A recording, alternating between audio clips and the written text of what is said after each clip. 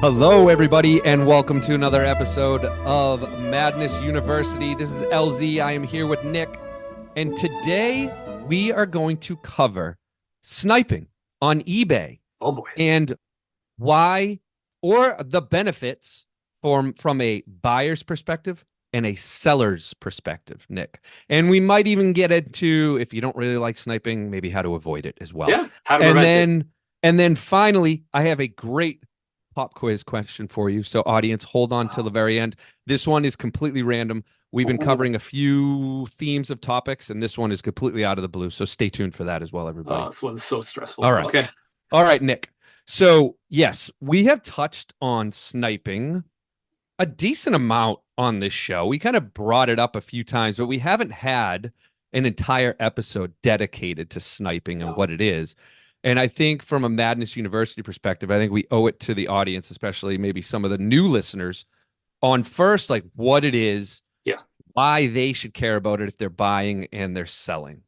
Sure. Okay. So for the audience, sniping on eBay, I'm going to do it from the buyer's perspective. Okay.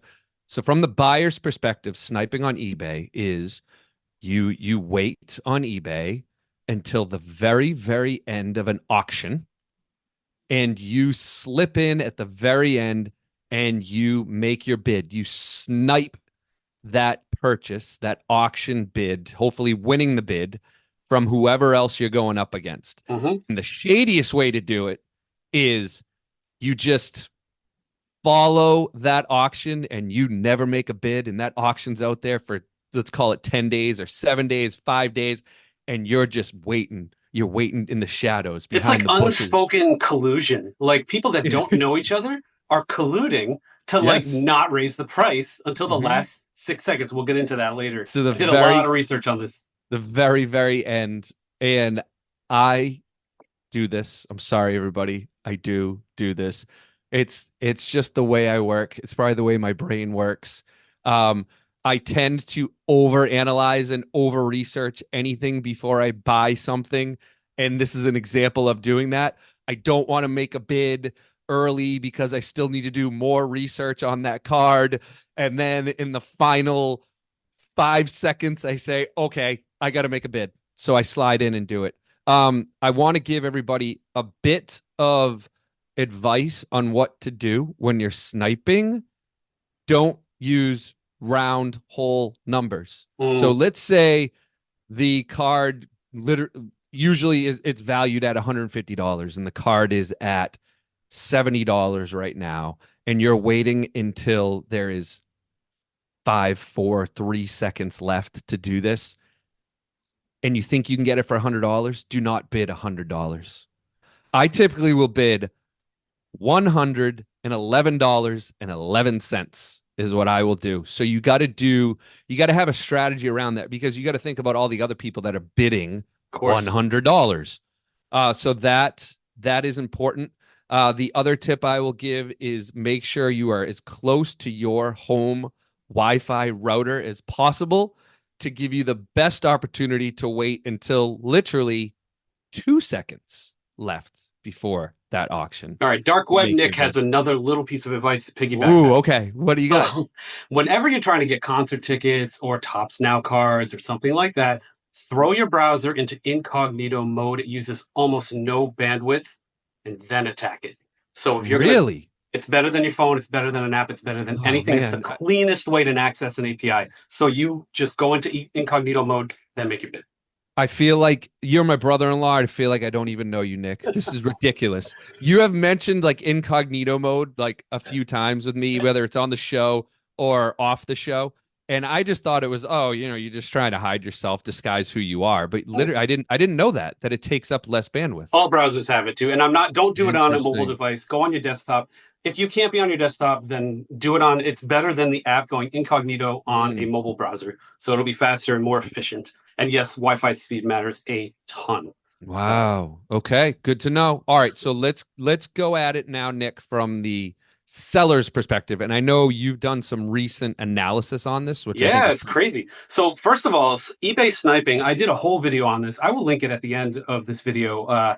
sniping in general is responsible for about $100 million a year for eBay, which is fascinating, right? One of the key things I learned is that most sniping happens in the last 6 seconds. Seems to add up, right? That's kind of what the action. I mean, we're talking Hmm. 50% of the price can happen in the last 6 seconds. I observed this across tons of different categories. Weirdly, there were some categories that never snipe, and I watched them for days, weeks. Do you Golf, remember what they were? yes, golf club Oh, equipment. So golf like clubs. That's golf right. bags, golf Yes. clubs, drivers. No one snipes. I don't get it. Maybe they're just Well, it's a priced the isn't right it a way. quote unquote gentleman's game, golf, Yeah, right? right. So Everybody's like speaking. Yeah, I don't know. It's so funny. So that was one thing, and then the other was that 92% of eBay is buy it now, which is hmm kind of crazy, right? Only like 8% of it are auctions, so you can actually figure out the math, and it's pretty wild. So you have to think about that as a seller.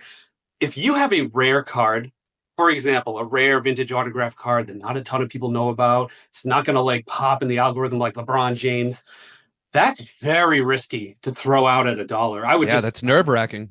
It I is. almost, I don't even want to sit. Actually, you know what? Never do that. Just don't do it. I would list that up as an advertisement on a nice, proper buy it now price. Just let it ride until somebody pings you and they're interested in. That is just the worst thing you can do. Common Hmm. commoditized cards. That's okay. You can pop them up on there, and they'll tend to rip with like within a band of what it's worth. But be careful. Like use buy it now to protect yourself if you really need to get a certain value from the card, because the 99-cent auction stuff is very risky, especially when you think half the value happens in 6 seconds, which means half the value is dependent on a bunch of random people's Wi-Fi.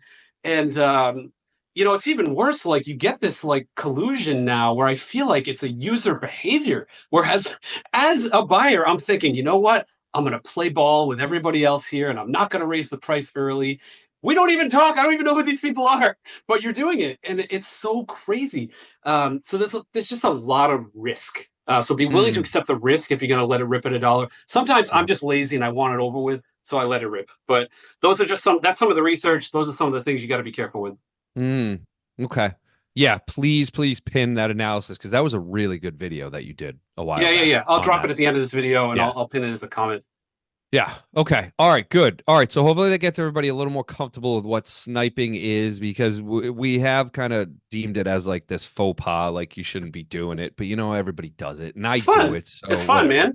It's We fun. all do it. We Nobody all do wants it. an auction that, every half hour till the end of time resets. Like, come on, just No, snipe and end it. no, just snipe. Just get involved, everybody. That's right. All right. Let's get to pop quiz time. I Go for it. promised a random pop quiz. So we've been doing movies, we've been doing music lately. We're Hmm. doing neither of those, Nick. So Okay. be prepared. All right. Give me your top three pizza types. Types of pizza. Top three. For me or for the world? Three. Like No, my for personal no, no, preference? no. For your personal preference. Oh, hell yeah. All the different pizza types that are out there, right? From Elio's frozen pizza to Chicago style to whatever types you want. Give me your top three. So 22-year-old Nick would be like Celeste Pizza all day long, baby. Mama Celeste. Yeah, Yes. I'm not a fan of hmm Chicago stuff, so hmm it's like eating a cake to me. Yeah. I like New York style, like Boston style, but I thought you meant toppings. That's even more fun. So like for me, I'm actually like a mushroom pizza guy, which is pretty crazy. And Oh I boy. actually I don't Oh. mind pineapple and chicken Mm. and barbecue sauce and crazy things on my pizza. hmm So Do you man, want me to go first? Do you want me to go yeah, go ahead. first? Because that might get you juiced up. Because this is a tough question. I kind of challenge you a bit with this All one. right. There isn't every day that you're thinking about pizza types. Nope, All right. So just I'm going to Fridays. do my top three. Number one, with a bullet, hands down, is coal fired New Haven style pizza. New Mm. Haven, Connecticut has the best pizza in the world. I am making that. That is a definite 100%. Have you Mhm. had it? Of course I have, man. I've It made that. is. I've done that tour many times. Oh, it is so good. All right. So coal fire New Haven style is number one. Number two, you said it. New York style. New York style. I mean, you can't have a pizza ranking without naming New York. It's a famous part of the country at least, or the world. So that's number two. It's a toss up. I'm gonna I'm gonna go with this is kind of a Massachusetts thing, is what's called bar pizza, bar style pizza. There are some good ones. There's Cape Cod, there's Town Spa right outside of the city. But bar style pizza is thin, it is smaller than a regular pizza. It almost Nick mentioned Mama Celeste. It kind of almost actually has that vibe a little bit, but it's fantastic. So those are my three: coal fire, number one, New York, and bar style. All Excellent. right. All right, so my favorite is New York for sure. Like going down to Okay. Bleecker, and it's just Ah, ridiculous. all right. Yeah, Um, Bleeker's good. Now Yes. that you Okay. mentioned that, so New Haven, Connecticut, those are awesome, and the history behind it's fascinating. How there was, Italian immigrants there, and they brought the yeast with them for the dough. They use the same type of water, like, and now it's turned into this like pizza mecca, right? So Oh, it that's number has. two, and Okay. I love the thin, greasy Boston stuff, man. Papagino's, that type of stuff. Yeah. It's great. Those are my Okay. three, and honorable Boston's. mention is Mama Celeste, baby. That was like a buck. That was like a buck Mama in college. Celeste. Oh, yeah, but you used to buy it. I used to buy those and like juice them up a little bit. So I'd buy the Mama Of course Celeste, you but then did. I'd have my own mozzarella and I'd Little put some of basil. that on there, little basil on top, a little olive oil, and then all of a sudden, it's a little better than the original. I love it, So, man. Never all thought right. about styles. I think about toppings all the time. All right, we'll do a topping one next. All right. All right, everybody. Thanks, everyone.